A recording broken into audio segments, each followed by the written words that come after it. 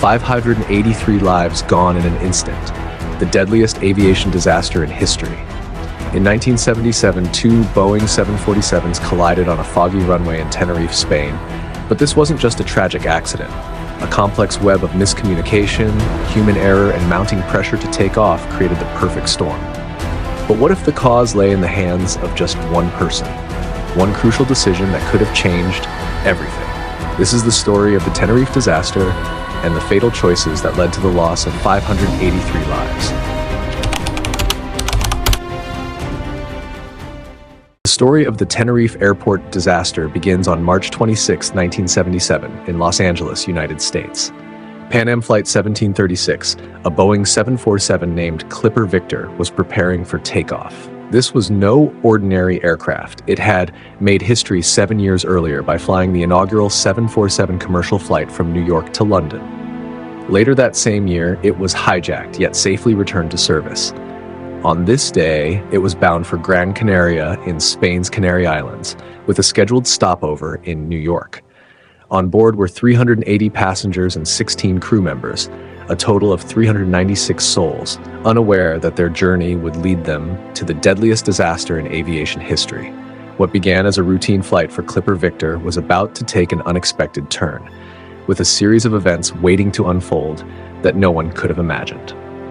The flight crew of Pan Am Flight 1736 included Captain Victor Grubbs, aged 56, a highly experienced pilot with over 18,000 flight hours, First Officer Robert Bragg, aged 39, known for his sharp skills and dedication to safety, and Flight Engineer George Warnes, aged 46, who had a wealth of knowledge and experience from years of flying with Pan Am. Together, they formed a capable and professional team trusted to ensure the safety of their passengers on this long journey. At 1:30 p.m., Pan Am Flight 1736 departed from Los Angeles en route to New York and then onward to Gran Canaria.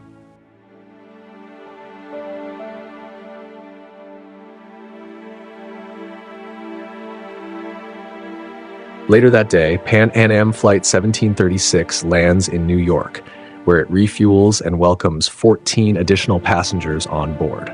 With the new occupants settled and ready for the next leg of the journey, the aircraft departs New York at approximately 10 p.m. local time, continuing its journey to Gran Canaria. The next day, while Pan Am Flight 1736 flies over the Atlantic Ocean, another Boeing 747, KLM Flight 4805, is stationed at the gate at Amsterdam Schiphol Airport.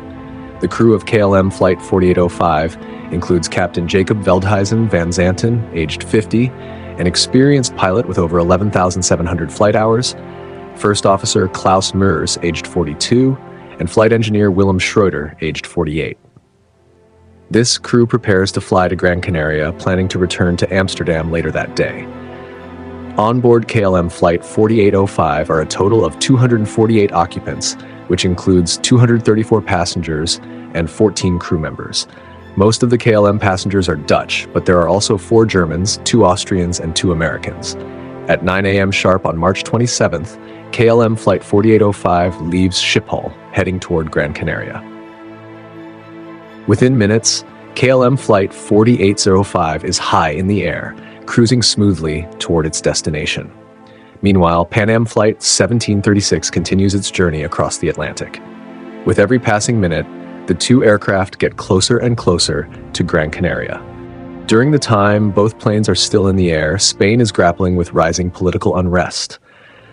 A separatist group in the Canary Islands, frustrated by Madrid's control and what they view as economic and cultural neglect, turns to violence.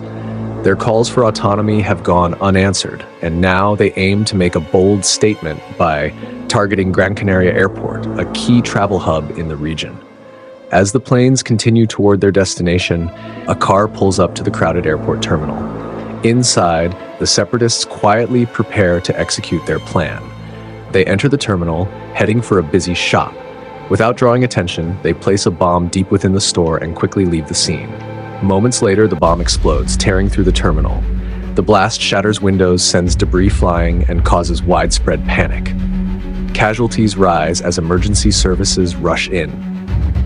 With the discovery of a second bomb, authorities order a full evacuation, shutting down the airport.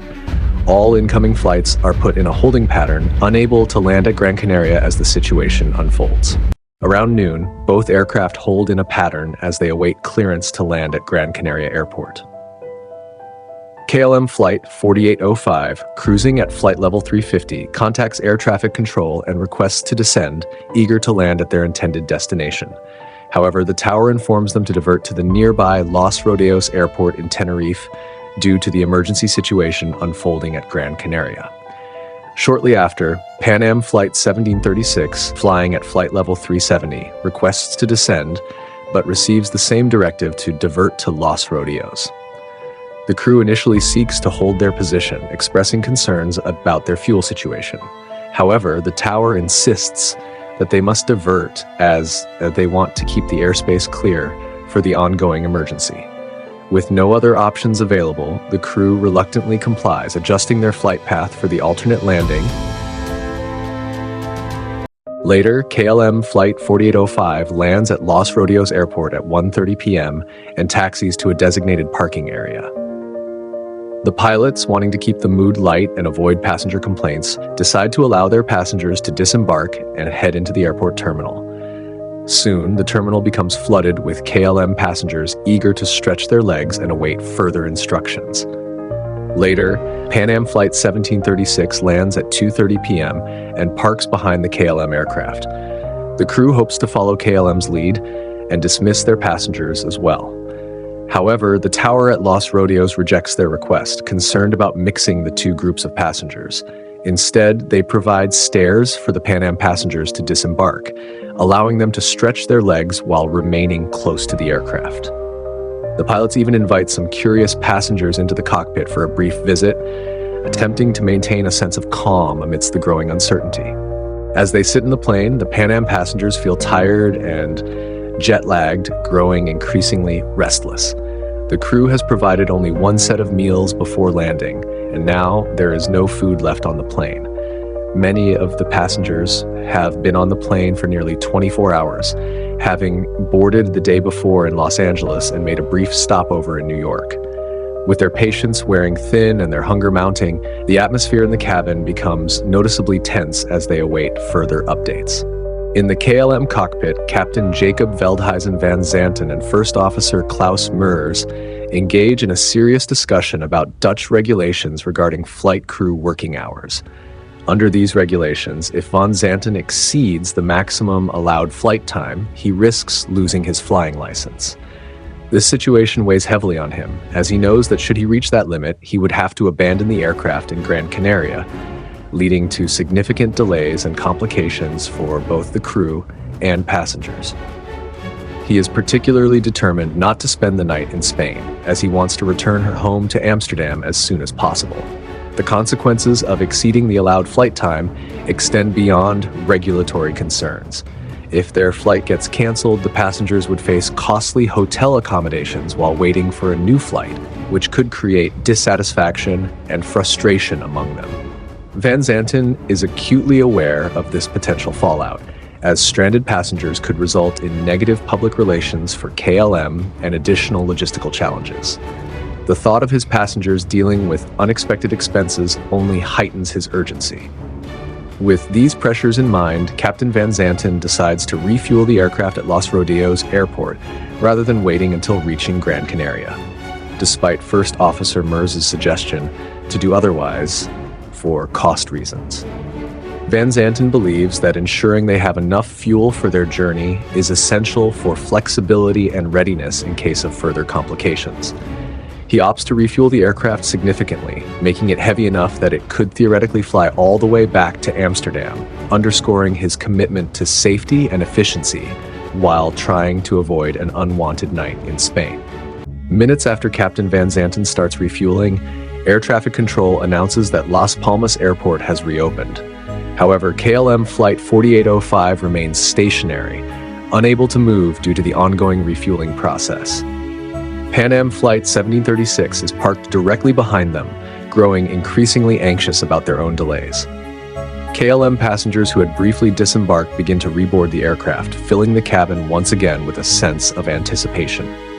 Yet one passenger opts to stay behind in the terminal, a choice that defies the airline's policy but ultimately proves to be life-saving. She decides to remain in Tenerife to spend the night with her boyfriend instead of reboarding the plane. As the refueling continues, the atmosphere inside the KLM cockpit becomes tense.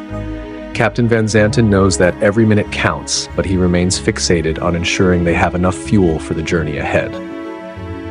While the KLM aircraft completes its refueling, the situation becomes increasingly tense as thick fog rolls in, significantly reducing visibility at the airport. Finally, the KLM crew announces that refueling is finished and requests to start their engines. Here is the audio for the conversations. The following audio is not real and comes from air crash investigations. Tenerife KLM 4805, we finished refueling, requesting clearance for startup.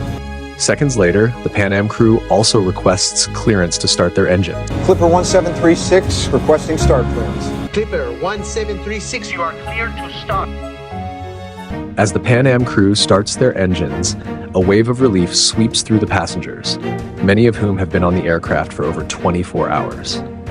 Meanwhile, the control tower carefully instructs both aircraft on the layout for taxiing due to the limited space at the small airport.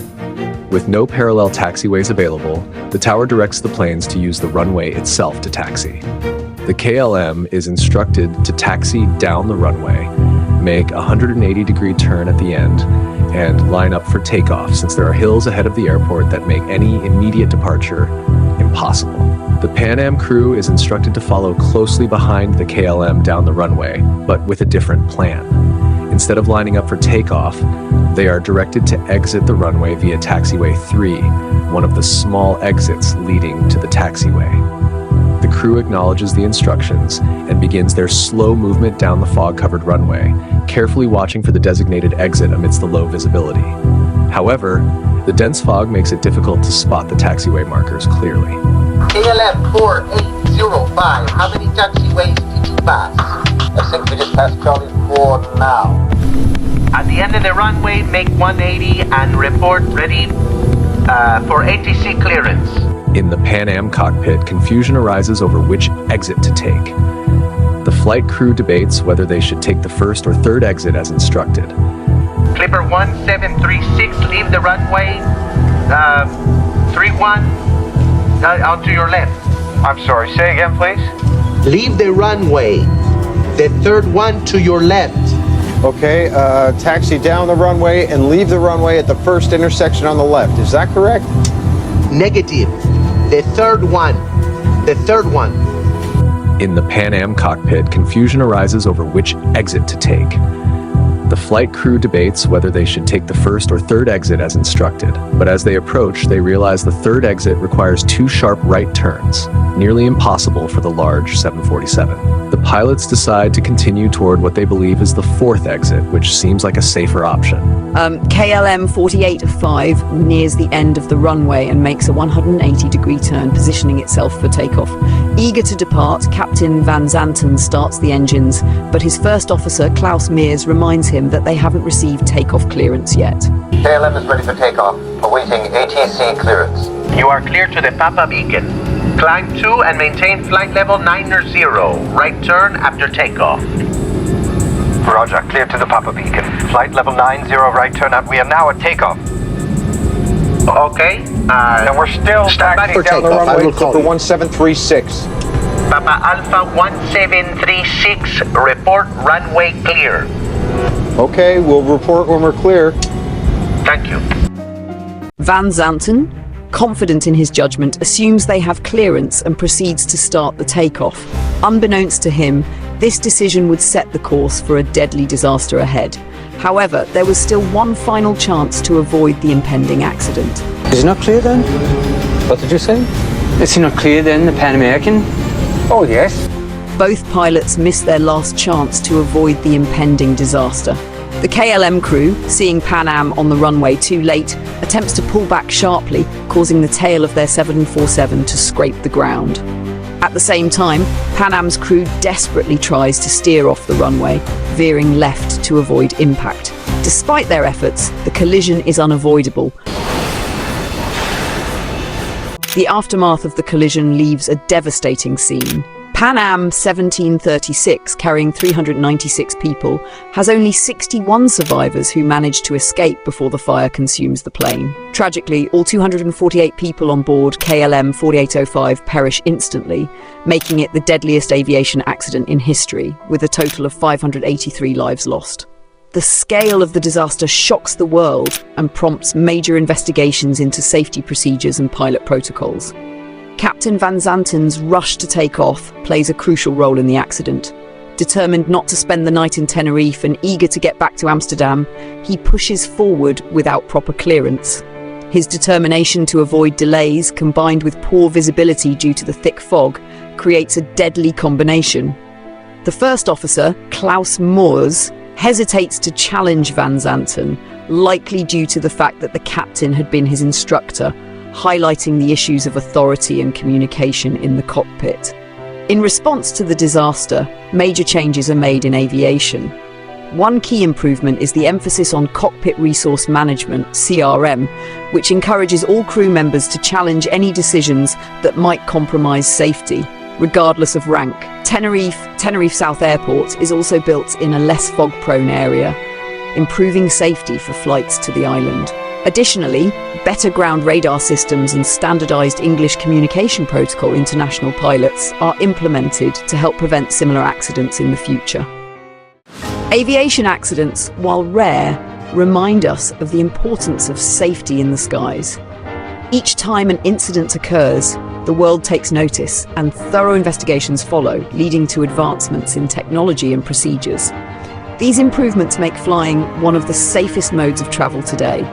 We have come a long way since 1977, and with each lesson learned, we continue to make progress in ensuring safer flights for everyone.